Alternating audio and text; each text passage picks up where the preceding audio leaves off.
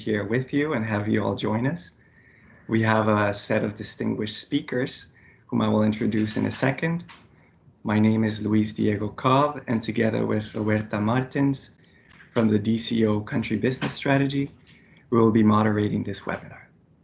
Before we get started, just to go over a few housekeeping suggestions, you may turn on the closed captions on the bottom right-hand corner. We will be having the recording sent out to you as well as the slide deck.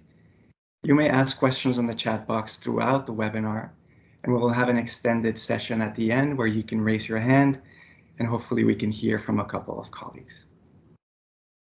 So without further ado, I'd like to introduce the agenda and the speakers that are joining us today.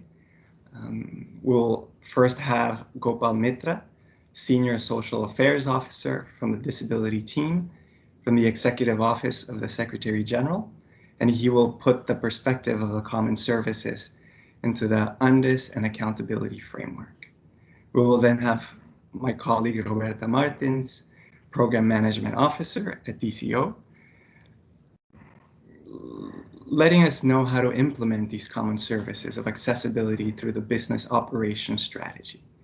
We will then hear from Heidi Martinez, who is Administrative Manager, Field Support, and Eco-Sustainability at Unicef, and she will let us know about the perspective on the ground for Unicef in implementing physical accessibility. We will also hear from Stefan Trommel, Senior Disability Specialist at ILO, and then we will have a Q&A. So with that, I would like to hand it over to Gopal Mitra to talk to us about the UN Disability Inclusion Strategy. Gopal, over to you. Thank you, Luis Diego, and thank you, colleagues, for being on the call today, on the webinar today, rather. I will give you a flavor of the UN Disability Inclusion Strategy, and within that, try to contextualize accessibility, which is the theme of today's webinar. And just to note that I'll be presenting on behalf of my colleagues in DCO, the Disability Focal Point, Brianna Harrison, Amy, and along with my colleague Georgia Dominic from the EOSG Disability Team. This presentation, a short presentation, has been prepared together by all of us. So having said that, the UN Disability Inclusion Strategy was launched by the Secretary General in June 2019 to bring about lasting and transformative change on disability inclusion in the work of the UN. Now, why was it required? It was required because an institutional assessment on the UN's work on disability inclusion carried out by the UN Special Rapporteur on the rights of persons with disabilities showed that while the UN was working on disability inclusion, it was not systematic. There was big gaps in programs and practices, both in headquarters and mainly in the field. And it was recommended that, and there is no system-wide coordination, given the cross-cutting nature of disability inclusion. There was no system-wide coordination mechanism or strategy to drive forward the work. So based on that, the Secretary General, the strategy was developed, and the Secretary General then launched it in June 2019. Now, just to contextualize our discussion today, friends, 15% of any population, of the world's population, are persons with disabilities, which amounts to more than 1 billion people with disabilities in the world. That is a significant population.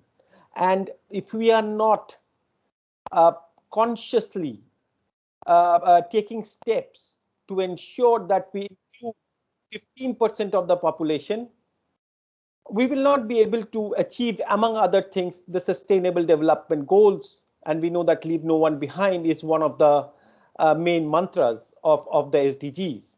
So if we really want to leave no one behind, we have to include persons with disabilities, and the issue of accessibility that we are discussing today is fundamental.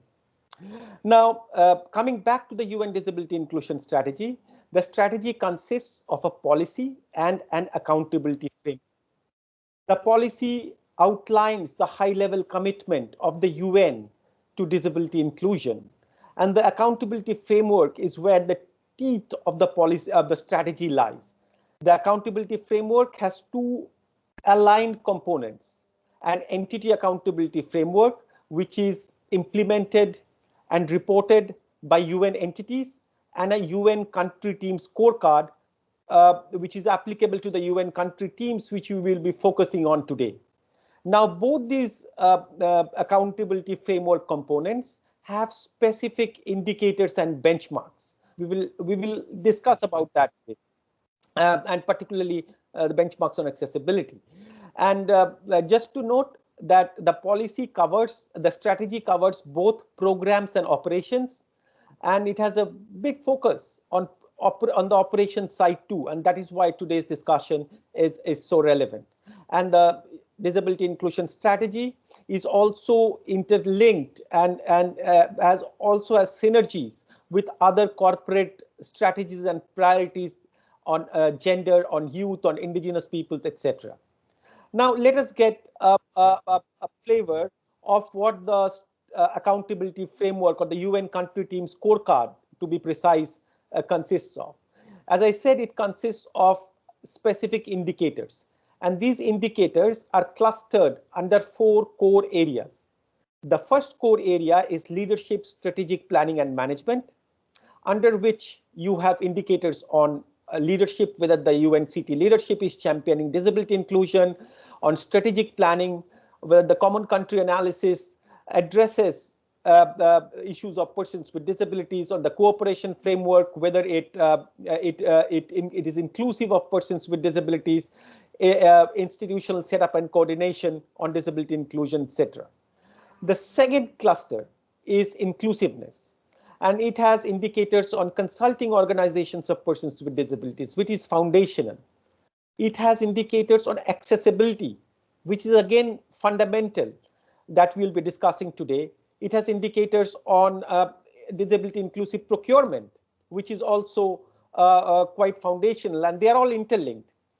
In the third cluster on programming, we have there are indicators on joint programs, how joint programs are addressing disability inclusion. There are indicators on data, whether the data that we are collecting and working on is whether we are collecting and disaggregating data on persons with disabilities. On monitoring and evaluation, whether we captures to what extent programs and operations are being able to reaching out to persons with disabilities or including persons with disabilities. The indicators on humanitarian aspects. The fourth cluster is organizational culture, and there are indicators on employment of persons with disabilities. To what extent are we being able to enhance the employment of persons with disabilities, both recruitment, retention, career development, etc. On capacity building, whether we have enough capacity building opportunities on disability inclusion for staff and personnel, and on communication, whether our communication is inclusive of persons with disabilities. So for each of these indicators, there are benchmarks, and it is on a progressive scale.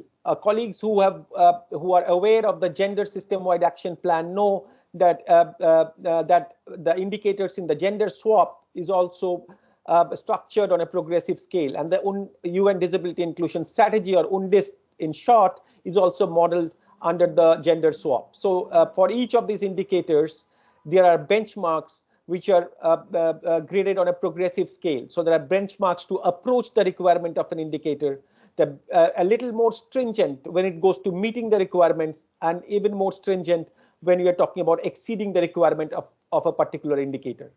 And UN country teams use the DCO's information management system to report annually on the progress with relation to all of these indicators. Now, coming to today's topic, accessibility. Friends, accessibility is the prerequisite to the inclusion of persons with disabilities. Now, what do we mean by accessibility in today's context? In today's context, accessibility refers to persons with disabilities, and when they are able to reach, enter, circulate, and use a facility, a program, or a service. So we are talking about premises, facilities. We are talking about websites, whether persons with disabilities are able to reach a website, enter the website, use the website, and we are talking about OICT infrastructure and so on. So reach, enter, circulate, use on an equal basis with others, like any other person, and with dignity and safety.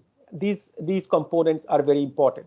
So there is a, as I said, there is a specific indicator on accessibility in the UN country team scorecard, which addresses different elements of accessibility and how we are able to advance it. Now, while talking about accessibility, we have to be aware of a concept called universal design. So universal design principle, and I would really encourage you to Google this term. Universal design ensures that a product, service, or a program, to the greatest extent possible, can be used by all people, including persons with disabilities, without reconfiguration and modification. And it's universal design that enhances accessibility, and it's applicable to facilities, to programs, to goods and services. A common example of universal design is, for example, if you take, all of us use mobile phones. If you look at your Android phone or an iPhone, it has features for me as a blind person to use voiceover. It reads out the text, and I don't need to buy an extra software to load it into the phone to be able to access the phone being a blind person. So both Android and iOS phones, iPhones have that feature. It's a very simple example of universal design, and it applies to the facilities, goods, services, and all that we are talking about today. So the accessibility indicator also talks about reasonable accommodation for persons with disabilities. Reasonable accommodations, accessibility, as we know, is when we are making a service or a facility or a product or a website accessible to a group of people, including persons with disabilities. But reasonable accommodation talks about adjustments that have to be made for specific individuals with disabilities. For example, in the same vein, there can be a website that is accessible, but as a blind person, I would need a specific software in my computer to access a website or content on the computer. And that software, which is very individual to my need, is part of reasonable accommodation. It applies in different senses to all persons with disabilities. And the basic distinction is that reasonable accommodation refers to individual adjustments. And it may have a financial cost or it may not have a financial cost. So the indicator on accessibility is also directly linked to the indicator on procurement, as I said, because when we are procuring goods and services, if we are not conscious that whether we are buying, whether the product or service that we are buying will help address barriers faced by persons with disabilities, or it will create new barriers for persons with disabilities, we will not be able to advance disability inclusion in a systematic manner. So considering accessibility in procurement is also quite foundational and linked to accessibility. The other indicator that is linked to accessibility is the indicator on employment. So when we are, as we know, when the Secretary General launched the UN Disability Inclusion Strategy, he observed that the UN should be an employer of choice for persons with disabilities. Now, if we want people with disabilities to be part of the UN as staff, as consultants, as volunteers, as interns, if we do not ensure that our premises, our websites, our ICT infrastructure is accessible, then we'll not be able to progress much on this front. And the last point that I want to make is the importance of consulting persons with disabilities themselves and organizations of persons with disabilities. Now, when we are nothing about us without us is a fundamental motto of the disability of organizations of persons with disabilities. Now, there are many benefits and advantages of consulting persons with disabilities. When we are talking about accessibility, if there is a facility, if there is a premise, whether it is accessible or not, a lot of times we do not have the expertise. Persons with disabilities and organizations of persons with disabilities can help us. We can collaborate with organizations of persons with disabilities to build awareness and capacity on persons with disabilities, both on accessibility and on a host of other issues or aspects related to disability inclusion. I will stop there, and we have our speakers who will be talking about their experiences in accessibility and different aspects of it, and we'll be happy to respond to any questions during the Q&A segment. So thank you so much again, and over to you, Luis Diego. Thank you so much, Gopal. That's very helpful to put these common services into a larger context. There was one question, Gopal, that I would like to ask you briefly before moving forward, from Ganesh, asking how UN agencies expected to report if there are, I think it's if there aren't any predefined or if they are predefined templates and it does not include data. Would you mind addressing that before moving forward? No, thank you for the question. How are you reporting? So in the UN Disability Inclusion Strategy, as I mentioned, there is UN country teams report annually on the progress. So there is a reporting template, and through the IMS, the reporting is done. In terms of data, now, before I come to the data, what we recommend is UN country teams develop an accessibility plan. To do that, there is a basic review of accessibility that has to be done. And that's what I was asking about organizations of persons with disabilities. There are consulting organizations, consultants who can do that for you. And there are specific standards on accessibility. Most countries have accessibility in their building codes. And there are international standards also. It's called ISO. The International Standard Organization has an ISO standard specifically on accessibility, which gives all the measurements of different aspects of physical accessibility. Is ISO 21542, accessibility and usability of the built environment. And similarly for the web, there is the web content accessibility guidelines, which lays down standards. So it's a process, right?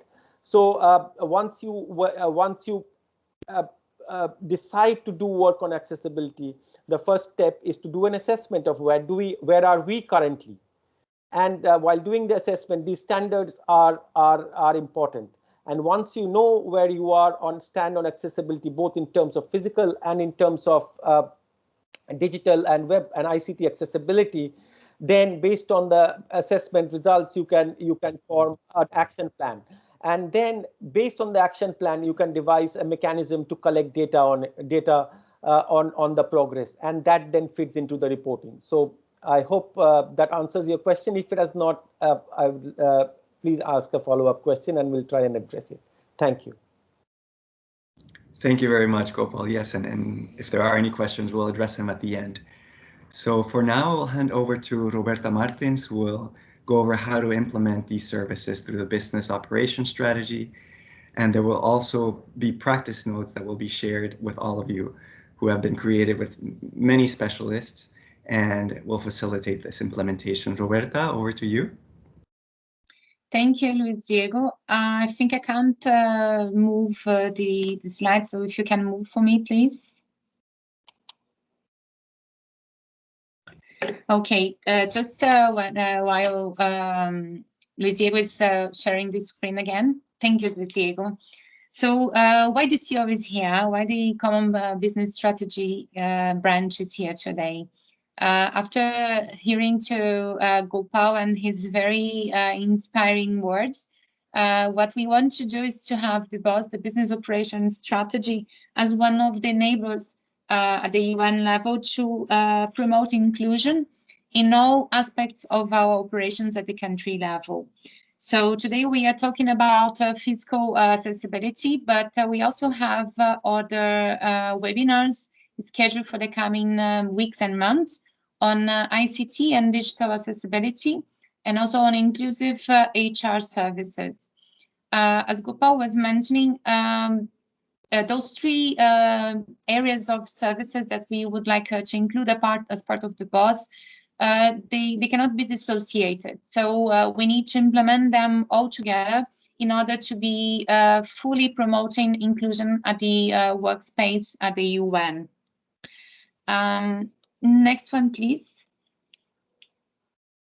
So what we would like to do with the common, in terms of the physical accessibility of premises, at the BOS, we have divided the services, the common services, in 4 major steps.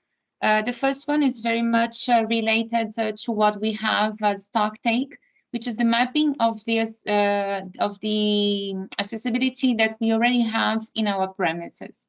And as Gopal was mentioning, it's very important to have other stakeholders with us during this assessment of the existing accessibility of our premises, to include consultants, to include persons with disabilities, because this is how we can precisely map our situation at the country level as part of our stock take. And it's also an opportunity for us to try to understand not only the physical accessibility of our buildings, our premises, but also to understand the needs of the colleagues. Because sometimes you may have at the office someone with disabilities, but due to the stigma, who has never shown the needs, the special needs, additional specific tools that this person may need to better perform at the workspace. So this assessment should be part of our stock take in terms of the BOS, and it's very important to us to start implementing the next common services, which are level 1, level 2, and level 3 of accessibility of our buildings. If we can move to the next slide, please, Luis Diego, you will see there what we are calling a level 1, level 2, and level 3 of accessibility. So we have some indicators there, like the entrance, which is an accessible entrance to the office, accessible evacuation, parking space, accessible meeting rooms, toilets, workstations, and common areas. So we start with the level 1, which should be our first target, is to have an accessible entrance and an accessible exit evacuation if needed. At least 1 parking space in our premises, at least 1 accessible meeting room, and 1 unisex toilet. And at this point, I would like to share a personal experience here. When we say that the accessible meeting room and the toilet have to be, if they are accessible, to have to be accessible from the entrance to the evacuation. Because sometimes we have a room that looks like accessible, but doesn't have access to the main entrance of the building. So when we are talking about accessibility, we're talking about fully accessibility to the room. And so the coming levels, level 2, level 3, they are improvements on the minimum needs that we need to have in terms of accessibility in our buildings, including common areas. So, what we would like to have with those services is to have our premises accessible not only to our stakeholders, because most of us we deal with organizations for with people with disabilities, but also to make sure that our offices are accessible and they offer reasonable accommodation for colleagues with disabilities as well. So next one, please, Luis Diego. So those are the steps for the implementation of the physical accessibility services through the BOS. The first one is, as we mentioned, this stock take where we are in terms of accessibility of our buildings. How can we engage persons with disabilities, organizations, and the consultants, experts to help us identifying mapping the current situation. And then we move to the planning framework. We start identifying the opportunities that we have. How can we implement those changes in our workspace that will allow a better and more comfortable access of persons with disabilities. The next stage on the next page is the implementation plan, where we are going to start developing the actions that we need to undertake to implement those changes that we need in our buildings. We will work on the budget for this and assess the risks that we might have and the mitigation steps that we would like to conduct when implementing those services. And I saw a question on the chat box on how we do this and where do we find the main guidance for implementing services related to physical accessibility. Gopal has shared some international standards with us, the ISO normatization as well, but also at the BOSS platform. And I'll try to see if I can share my screen with Diego. Let me try to do this. So if you can see my screen, yes, this is the BOSS platform. We have included as part of the BOSS platform some references to those services. And not only they are in the platform, but they are also included at the stock take as highly recommended services. So if you go to the stock take and you select the administration services, which includes the facility management, when you go to the premises management, you see that we have highly recommended services for accessibility. And you also have the mapping that I was mentioning, mapping of the physical accessibility of our premises, level 1, level 2, and level 3. For each of them, we have information on what is expected from the UNCTs and OMTs to implement as part of the physical accessibility common service. And also at the library of the BOSS, we also have the guidance documents about the implementation of those common services. I will try to go. Can you share again the presentation with Diego? I don't know why I cannot share it now. No worries. Thank you. So from the DCO side, we are working together with other entities in UN entities and also organizations of persons with disability to have those guidance, to have this community of sharing of experiences, so that we are able to implement those services at the country level. Can we move to the next one? So most of the countries right now, they have the BOSS already developed. So as of today, we have 121 countries with the BOSS signed. It's very close to our target of 131 UNCTs with a BOSS document signed. So in most of the cases, those activities, they will be included as part of the BOSS review. But it doesn't prevent you to start working with premises accessibility from today if you want, because the guidance is available at the platform, and you can start at the country level with the mapping of the accessibility of the premises, and even just start with the level 1 activities. And when it comes to time for the BOSS review, this will be included as part of your platform. A question that has not been raised yet at the chat box. It's about funding. The cost for implementing physical accessibility at UN premises may vary from country to country, and it also will depend on how much you have already implemented in your country. in terms of accessibility. But the initial assessment that we did is that from a budget of $20,000, it is possible to start implementing level 1 of accessibility in our premises.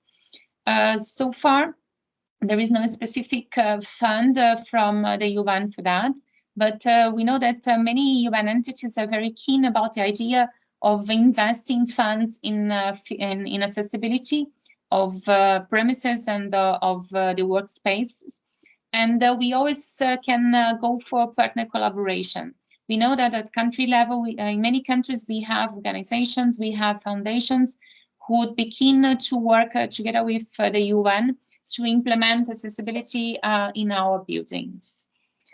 Well, this is the BOSS is only a tool for the implementation. The main information on the content was given by Gopal, but I also would like to give the floor to some colleagues that we have on this call who will be able to share their experience in implementing physical accessibility in their workspaces. So thank you, and hope we have other very interesting presentations today. Thank you. Thank you so much, Roberta. And before Heidi takes over, I would also like to note that the physical accessibility levels that were suggested were all taken from Unicef's model. So credit to them for their support and the support of many other also experts of whom we'll be hearing in a little bit. Heidi, over to you to hear about your experiences and accessibility. Yes, thank you, Luis Diego, for organizing the webinar and of course for giving us the space to present and share our experience. So UNICEF, you can go to the next slide. So UNICEF, a little bit of background. In 2011, the Executive Directive on Disability Inclusive Employment was released, and in the same year, the Disability section was established. This is to give you a little bit of background of the work of UNICEF on the disability area. We like to always say that having accessible premises is not only to provide a solution for people with disabilities, but anyone at any time can become disabled. So having it could be a temporary, have an accident and have a temporary disability. So so for us, we always keep that in mind when we try to explain colleagues about the importance of having accessible premises. Someone for the elderly people, if there's an elevator, that also solves some problems for elderly people and for people with temporary disabilities. So this is an important kind of like message that we try to give our colleagues when we're trying to work with them on the field to make to improve the accessibility of our premises. UNICEF today has an effective policy and a mechanism in place to make UNICEF offices both more green and more accessible. And the reason for this, in 2016, basically there was a joint effort to reduce the emissions of UNICEF premises and also to make UNICEF premises more accessible. And we're proud to say that as of today, 49 of our offices, including a few zone offices, have met at least accessibility level 1. We will talk about a little bit of the accessibility levels, which is the same that Roberta was discussing before in her presentation. So the connection with greening was important at the time because was the way to bring funding to the house in order to implement all these projects. So if you go to the next slide, please. Yes, so basically in 2015, the UN made the commitment to become climate neutral. And in 2016, the UNICEF Executive Director established the Greening and Accessibility Fund, which is a 3% air travel surcharge to co-finance the projects. So we basically try to always work with the offices in order to bring funding together 2% of the funding goes to reduce carbon emissions, so to implement eco-efficiency projects, and 1% goes to improve the accessibility of UNICEF premises. That same year, in 2016, a dedicated team was appointed, which is my team, the Inclusive and Sustainable Operations team, to kind of like run all the work, both in greening and accessibility. If you go to the next slide, please. So we have a systematic approach to implement the funding. The funding, we started with a 50K cap for offices that wanted to apply for the funding. But one of the lessons learned out, of course, we have been learning by doing, is that, of course, the context of all offices are different. So sometimes 50K is not enough, and sometimes 50K is more than enough. So we had two rounds per year for country offices to apply.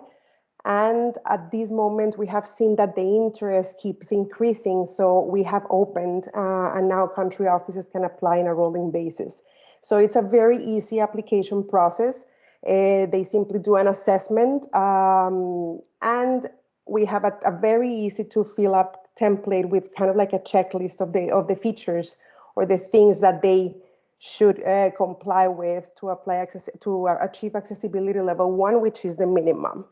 The dedicated team in the division of finance, administration and management, which is us, we review the application. Sometimes we also provide technical support with something called the cyber walkthrough. And this is to avoid the emissions from travel. We basically do it online. So it's a virtual visit where we can get together. We get together with the operation managers and walk through the premises to identify the opportunities and where we can improve different things, both in terms of greening and accessibility. So this has been very, very popular among colleagues because, of course, it's kind of like being on the ground, providing the technical support. We also have a software which is called the Environmental Footprint Assessment and Accessibility Tool, which is where we collect all the data from offices every year. We report to the greening, the blue, the UN, in terms of the greening aspect, and in accessibility, it allows us to know what are the challenges that the countries are facing in terms of achieving the different accessibility levels. And of course, that allows us also to have some reporting and some data. That's why we know that 49% of our offices are already achieve at least accessibility level 1, some accessibility level 2. And we have been promoting accessibility level 3 for new constructions. These are exactly, thank you, Luis Diego. These are the accessibility levels that we want offices to achieve. We have produced a series of labels because we do want to make these efforts and this work visible. So when there is a government counterpart or people with disability and they need to know if the offices are accessible, we want offices to put these labels visibly both in their public websites and in their premises. So this is work in progress. We already shared this with Luis Diego, but just as a heads up, since we keep learning after collecting the data from last year, from 2020, we realized that there are some things that we might need to change in the levels. Some offices have shared that it's sometimes impossible for them to change the structure of some buildings. But that doesn't mean that they have not made the effort to make the office more accessible. So how do we compensate and how do we recognize these efforts? So we are always trying to update the different levels in order to kind of like, try to make everyone be able to comply with them easily. The idea is to make this work as easy as possible. Next slide, please. And then let me share some results that we have. This is an example of UNICEF Afghanistan. It was a project that was $50,000. And basically, again, is very simple, can be very simple projects. A challenge that we face sometimes is that our operation colleagues on the field not always have the accessibility expertise, the technical expertise behind. So we have seen that they can make some mistakes on the you know, for example, the inclination of the ramp. So that's why the team is always there trying to make sure that the technical cards, because we have a set of technical cards that are based on the international standards, that those standards are met. So we try to, you know, make everything as smooth as possible by providing the offices with technical support. Something interesting about all this work is going back to what Gopal was saying in terms of organizational culture. Right now, when an office is accessible, it attracts, it has a direct an indirect impact in hiring people with disabilities. Right now, we have a group of UMVs with disabilities that will be coming to UNICEF. So UNICEF is now attracting people with disabilities to apply for jobs and is becoming an inclusive employer. So that's something that makes us very proud, because of course is also adding that career development and that HR component to the physical improvement of the premises. Next slide, please. And here's some other examples. This was in our office in Armenia, where we installed a friendly elevator, a disability-friendly elevator. The cost was $45,000. And this was an example of a collaboration between different agencies in common premises. So we are trying to, as much as possible, when we are in common premises, to invite the other agencies to work with us in the implementation of these projects. You know, for the one UN that we all talk about. So the project was completed at the end of November of 2019, and is now, you know, presented and is mentioned. You know, usually International Day of Persons with Disabilities. So this is one of our flagship projects, given the collaboration that we had with UNDP, WFP, and UNHCR that were located in the same premises. Next slide, please. And then we have UNICEF Belarus, only $3,000 to add a ramp and a minibus adjustment. We have UNICEF India, where we applied the emergency exits, signage, parking, bathrooms. We have UNICEF China. The cost of this project was $14,000. We have automatic doors. So of course, different context. The cost of the projects is different. So that's why we are in the process of maybe not having that cap of $50,000 per project. Next slide, please. And then we have UNICEF Mongolia. Last year, due to COVID, was interesting and challenging, of course, we know. And in terms of accessibility, many offices face challenges in terms of, you know, having construction work done. So we focused on evacuation, and that this is part of accessibility level 1. So we started procuring evacuation chairs for 11 offices. Actually acquire these evacuation chairs, and with just this, they were able to achieve the accessibility level 1. So that also shows that sometimes with not a lot of investment, you can move forward and try to achieve the different levels of accessibility that we have placed. Then UNICEF Serbia, a wheelchair elevator and a wheelchair ramp in DPRK. Next slide, please. And that's it. So it has been a very interesting journey for us. When we established the team,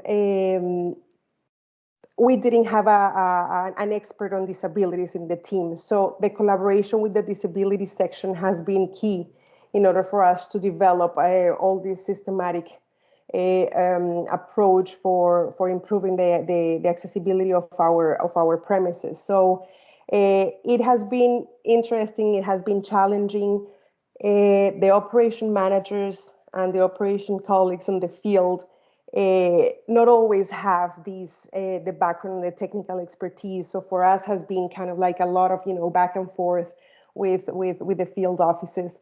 We're trying to make our new constructions achieve accessibility level 3. We are now working with Uganda, Somalia, and Sri Lanka, and those will be our pilot projects in order to achieve accessibility level 3 on these new premises. So that's UNICEF's experience. We are open and happy to share more about the lessons learned and the different things that we have faced, the challenges that we faced on the field, and the feedback that we get continuously from colleagues on the field that are actually implementing these projects and seeing maybe the flaws or the things that we need to change. So it's definitely a work in progress, and we continue learning and happy to share further. So over to you, Luis Diego. Great, thank you so much, Heidi. I think this is such a valuable experience that will help, avoid a lot of the mistakes and apply all these teachings, learnings, experience. Before we start the Q&A, I would like to hand over to Stefan Tromel from the ILO, who is a senior disability specialist and who will be sharing his experience. Before that, Stefan, over to you. Yeah, thank you, Luis Diego. Let me start by saying that in ILO we are not as advanced as in UNICEF, so it's always good to hear about how UNICEF is approaching things, and I'm always a bit jealous about things that UNICEF is achieving. In particular, also this special fund that you have, which I have suggested to colleagues to use also in the ILO, but so far without much success. I think I will share some examples here from our headquarters in Geneva. I must say that we are well behind in terms of the accessibility in our field office, but I'll share a few ideas also there. Just today, I was reading our internal newsletter, and it was speaking about our building renovation project in ILO, which has been going on for many years, and it's still not ready.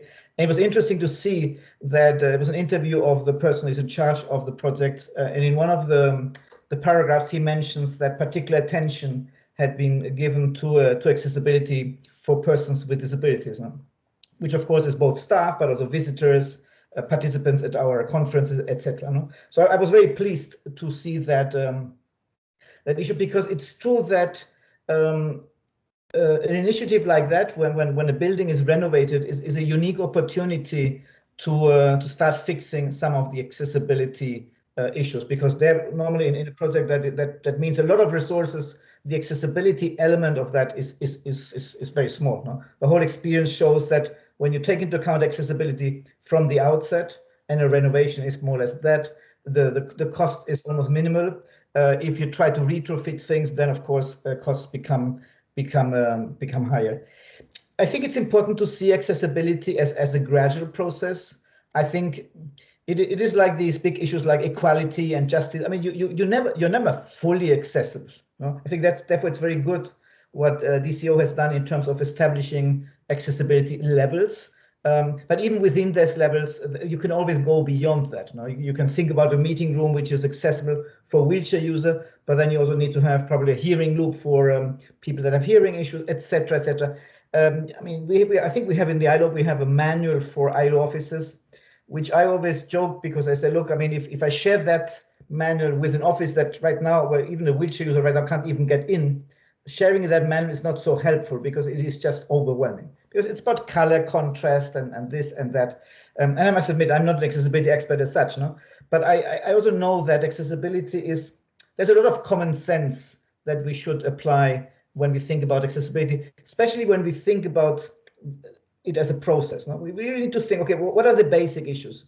Can a person on a wheelchair, being a staff member or visitor, can he or she get into our building?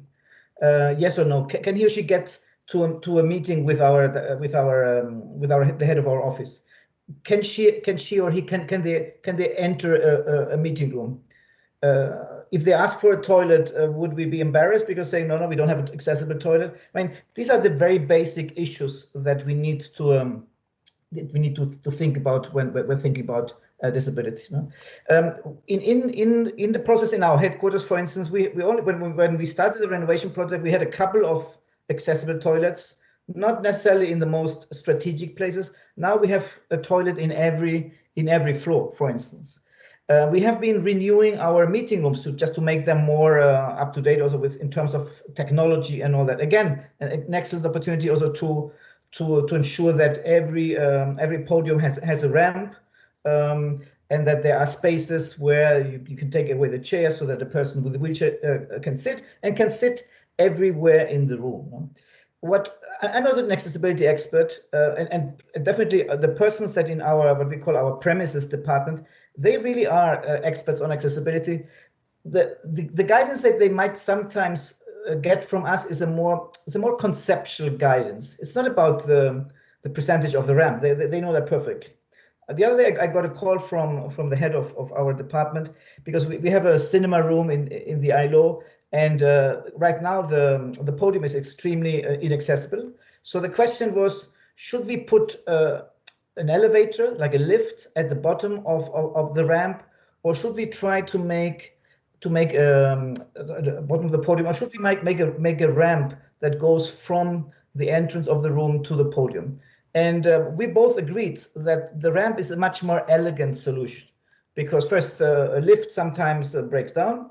A lift is a sort of disability specific solution, which you would only use if a wheelchair user needs to get up the room, get up to the podium. While this ramp that could be designed, which probably is not more expensive than the lift, is a mainstream solution. It would be a solution for many people that want to go up to the podium. It will probably be used by everybody going up to the podium, versus a solution that is a sort of a disability specific solution. So sometimes that is a bit sometimes the guidance that we can give as disability team is, for instance, right now we are changing the perimeter of the ILO for security reasons and all that. So they are thinking now about where to put the new welcome center for visitors for any visit. And of course, we then had to think about okay, what would be the normal avenue for a person with disability, coming either by bus or coming by car or by taxi, and just to think through how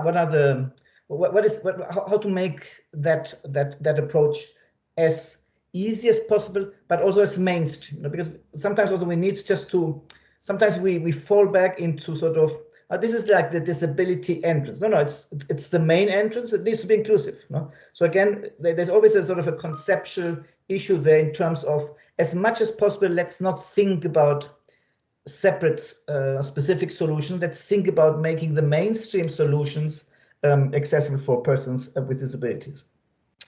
The UN Disability Inclusion Strategy that Gopal has so nicely presented is giving us additional leverage. No? I think it will give additional leverage to field offices. We are using it in the ILO. We are about to adopt an internal policy and multi-year strategy. And one of the areas of that strategy is making the ILO more accessible. As I said, in our headquarters, we are not too bad. We can always do better. As I said, it's a process, but we need to do much better in our field offices. But the UNDIS is giving us that leverage. It's making us, giving us the chance to reach out to all our field offices, finding out first how accessible are they. Are they in buildings, in premises that are owned by the ILO? Are they in places which are rented or given by the Ministry of Labor? Are we sharing offices? And of course, in each of these contexts, the possibilities for action will differ. One of the questions that I saw in the chat, and it's my last comment, was what shall we do with the new place that we are renting, and whether it's not accessible or not? Well, my suggestion would be, in the checklist that you use when you buy new premises, when you construct something, when you rent something, accessibility needs to be on that checklist. No? We have a problem with many inaccessible offices, shared offices and whatnot. We need to gradually solve that, but at the same time, we should not increase the number of inaccessible offices whenever we go for sharing, for renting new offices. accessibility needs to be part of that of the checklist, and we should not engage in any in the renting of places that are not accessible, or the making, for instance, an accessible toilet needs to be part of the deal with the organization from whom we are renting that place. No? I think, Luis Diego, I'll leave it there and happy to come in with more comments if needed. Over to you.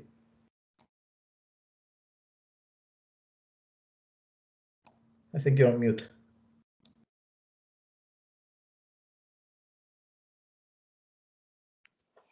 You're still on mute, Luis Diego. We cannot hear you.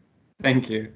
Thank you. So I was thanking you, Stefan, for your perspective and being able to give another perspective on the ground and make this practical and seeing how to make it a reality on the country level. There's a few questions, colleagues. You're welcome at this moment to raise your hand, and we can unmute you and you can give your questions directly. We will also address some of the questions that have been put on the chat box at this moment. And we have also provided the feedback form that you can give us your feedback, what you thought about this webinar, any suggestions. It takes 1 minute, so highly appreciated. So in order to start with some of the questions, I would like to address it to you, Gopal. What are some of the attitudinal or other barriers in implementing physical accessibility?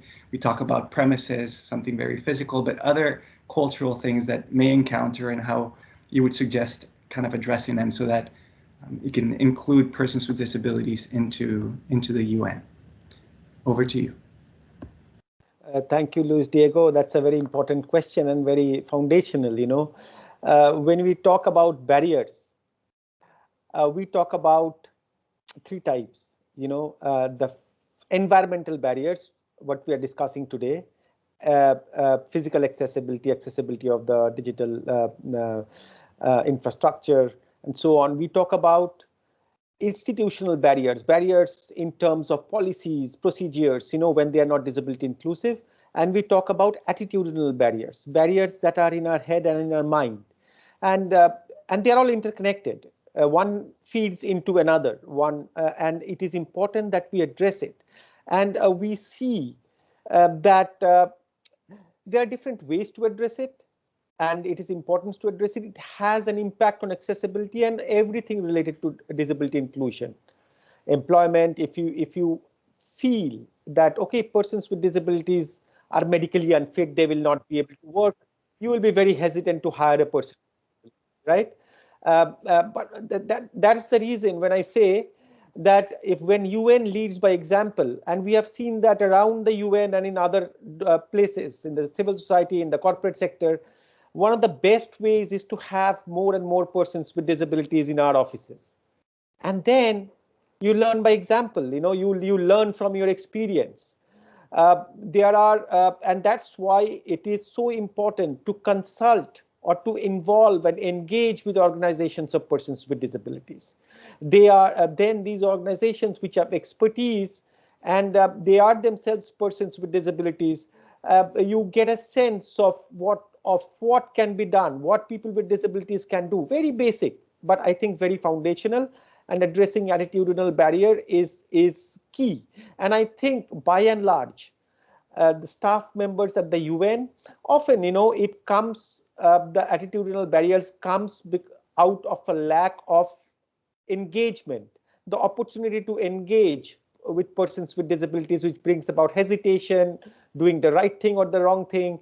But once you start engaging with it, once you have consult or engage with organizations of persons with disabilities, once you have a staff member with disability in your offices, I think that's the best way to change attitudes. And of course, there are courses and webinars and, you know, this thing, they also contribute. But I think the ones that I mentioned before are much more effective. Thanks. Great, thank you so much, Gopal. And I think this is one of the main attributes of also having whether it's a business operation strategy or being able to connect colleagues from all agencies and all UNCTs to be able to leverage that experience and those resources and create a sort of resource platform where we can share that and be able to learn from each other. I see that there is a hand raised from Marian. Marian, if you're able to unmute yourself, I have enabled that. You can go ahead with your question. That's a lot of control to unmute myself. Thank you very much for that. Marion, Chief of Facilities at Economic Commission Africa and Addis Ababa, thank you very much for sharing all of this across the globe here, and particularly with the BOSS focus. I won't regale all the wonderful things we're trying to do here at ECA in regards to physical accessibility. But there are two things that were raised here that, well, maybe one was, I'll raise the other one. One was about rented. At ECA, it's an owned entity for the United Nations, and a lot of them have spoken about this themselves. Maybe Heidi on Unicef, maybe Trommel on ILO. It's quite easy to look after your own premises, and that's the toughest thing, is getting ourselves organized. But at ECA, I have 40 tenants, and over 25 of them are agencies, and other retail commercial. And each of those agencies, some of them are in 60-year-old buildings, and you can't do anything until we actually rebuild our buildings like we did in New York City. What's key there is trying to find a common place that you can have a common accessible washroom facilities. You can have a common conference room that one of the agencies upgrades, and that others can use it, because every single one of them can't do that. Every single one of them can't do the bathrooms. Every single one of them can't do meet all of the accessibility level 1 aspects. So I think those are the trials, I think, in the BOSS world right now. In that not having operation strategy. Ay, tengo que hacer esa vaina. That's not me. That's why we don't allow people to unmute themselves until the end. Anyway, it's about looking after tenants, and it's really, really tough on who has to do what, because when you rent what is there, and if they want to do leasehold improvements, they're welcome to do that as well. So that's what we work on with our tenants. One of the things I just wanted to mention to everybody, we talk about environmental sustainability, accessibility. There's a big aspect on washrooms called gender parity. In our UNCC in 1990, everybody thought 80%, 90% of men came to conferences. And in 1960, when buildings were built in here, the men's washrooms are huge, the women's are small. So the issue is we have to rebuild all of our washrooms in a lot of our older buildings, not just for accessibility, but also achieve gender parity. Because in the UNCC, we have, you know, nine toilets, 9 urinals, and right next door we have 2 toilets for women. So we have a lot of aspects, not only accessibility, but also achieving gender parity of our buildings in the future. Anyway, I needed to also mention that. Thank you very much for unmuting me. Thank you, Marion. If any of the speakers would like to comment on that. I just would like to make a small comment here, and thank you, Marion, for the comment. This is something that is also being addressed on the stream of the common premises, because we are rolling out the common premises target of the efficiency agenda, and this is something that is being taken into account. When we are considering having common premises, accessibility has to be part of this discussion from the very beginning. So, again, it's not only giving access to our stakeholders to our premises, but also to give the opportunity of to colleagues to engage at the UN to have a reasonable accommodation to work and perform as they can perform, and without, as Gopal was saying, with dignity and with the necessary tools and institutional support that they may need for this. So this is something that we need to take into account from the very beginning when we are looking for common premises at the country level, and this is something that DCO will be pushing as part of the common premises strategy that we are rolling out. Great, thank you, Roberta. We have a couple of other questions and a couple more minutes, so if anybody also would like to to raise their hands, they may feel free to do so. A question for you, Heidi, is asking about the partnerships with the organizations. How can those be established? And is there any recommended reference per list country of organizations to reach out to? Over. Yes, thank you, Luis Diego. I have my colleagues Anna and Shireen here, so feel free, you both, to step in. Well, that is very much on a case-by-case basis. You know, we don't have a standard guidance on how to address this issue. We do recommend offices every time that we have a project when there's, you know, a common premise. We step in, send the message, and start working with our own operation managers to try to reach out to whatever agencies are around. But we don't have like a standard approach on how to do that. That's done in a case-by-case basis. So yeah, that's on that. On the issue before, we, for example, we have been having some feedback about the unisex toilets, and that has to do because in some settings, in some cultural settings, the unisex is still sensitive. So just to bring that, to flag that, because we have been getting a lot of feedback, kind of like saying we don't want to have a unisex toilet, but it's also an opportunity to bring this to the conversation and bring this sensitive issue to the conversation, because that's where we need to be heading to. So right now we're recommending you can have either a men's bathroom that is accessible and a women's bathroom that is accessible. Ideally, it should be one that could be both. But of course, not all the space is not always there, or the funding is not always there. So it's always an issue. So I just wanted to flag that because we have been getting a lot of feedback from colleagues around that issue. Thank you, Anna. I see that Saman Mastiyagedon, you have your hand raised. Saman is the regional boss coordinator for Africa. Over to you, Saman. Thank you, Luis Diego, and great to see you here. And thank you, Heidi, and thank you, Gopal, for great presentation and clarification. And these are very helpful for us, especially in the ground, that we can work together during the BOS development as well as implementation with your great insights on this aspect. But I just wanted to actually get some clarification from Roberta. I know that basically we have developed a lot of BOSs in Africa, especially right now, close to 50 BOSs, but some actually adopted a lot of disability inclusions and other digital platform related common accommodation and all these high impact common services we talk about a lot after developing those BOSs.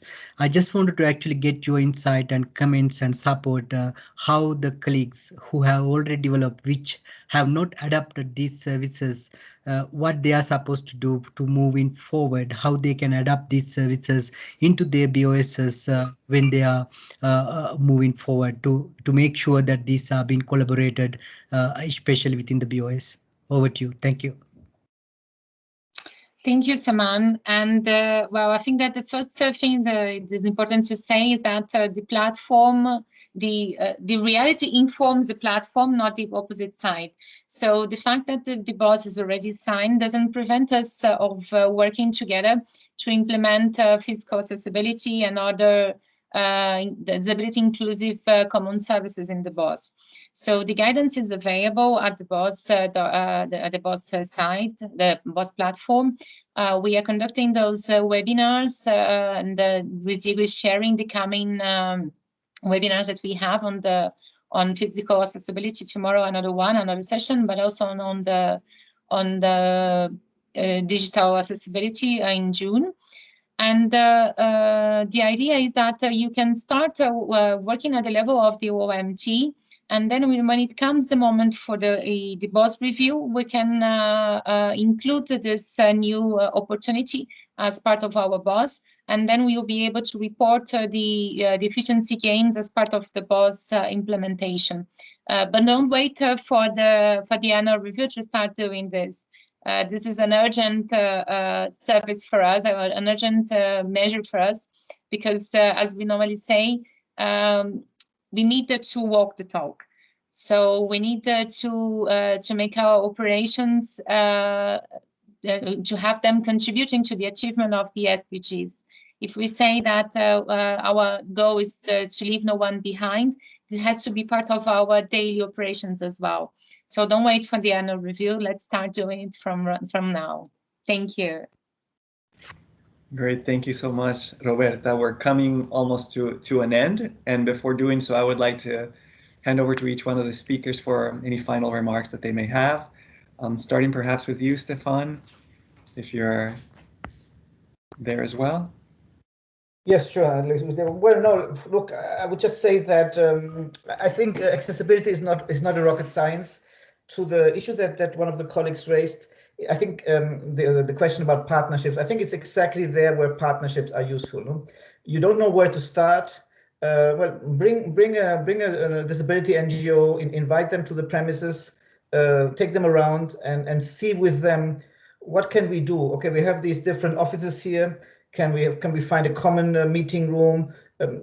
Take them to your place and ask them to help you to sort it out. Usually they will come up with cost-effective, straightforward, and usually easy solutions. We know certain buildings are more complicated than others, for sure, but I think the partnership will help you to sort of find and also address some of the more sensitive issues. Not the issue with the toilets and all that. Again, it needs to be you need to consult people with disabilities how they would suggest that in that specific cultural context. What is the suggested way forward?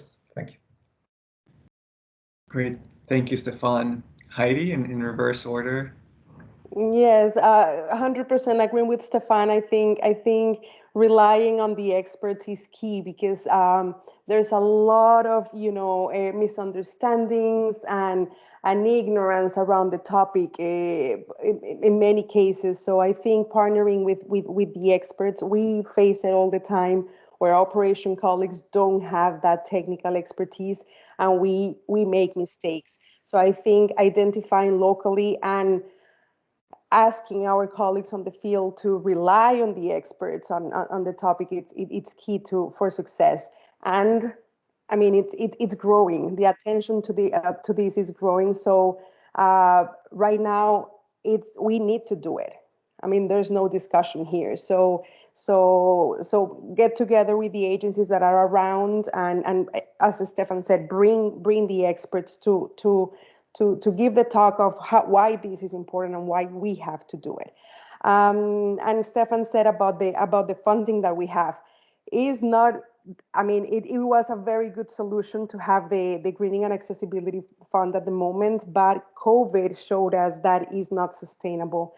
Of course, our travel reduced completely last year, and now we're in trouble because we're trying to get funding. So it was a very innovative way to bring funding, but at the same time is not as sustainable as we think. So just to put that out there, Stefan, that it could solve a problem at a moment, but at the same time there has to be permanent funding streams to support these projects. Thank you, Heidi, and over to you, Gopal, for any final remarks. Thank you. It's been amazing, and thank you all colleagues for the questions. I strongly echo Stefan's comment and reflection that organizations of persons with disabilities and involving them is key. It will help us in a lot of ways to get overcome the expertise gap, to come out with practical solutions, to come up with progressive solutions. And as Stefan also mentioned, it's a process, it's a journey.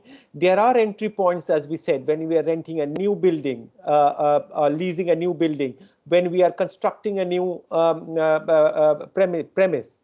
And research shows that, when we consider accessibility from the design stage, it costs at the most nothing. In most instances, does not cost anything more. And if it costs anything more, it is like 1%. Of course, a lot of the buildings are existing buildings, and we have identified entry points. And as Roberta has said, let us start now. And we can take small steps, and small steps often have big impact.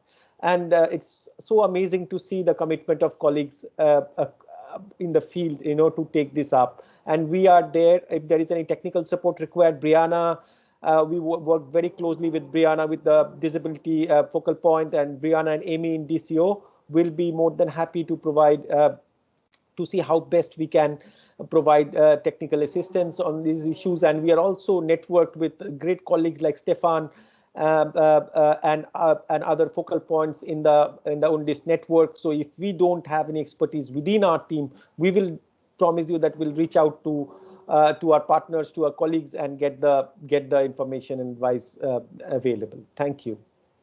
Thank you so much, Gopal. Great closing words, and to know that in this long journey you have a big team with you.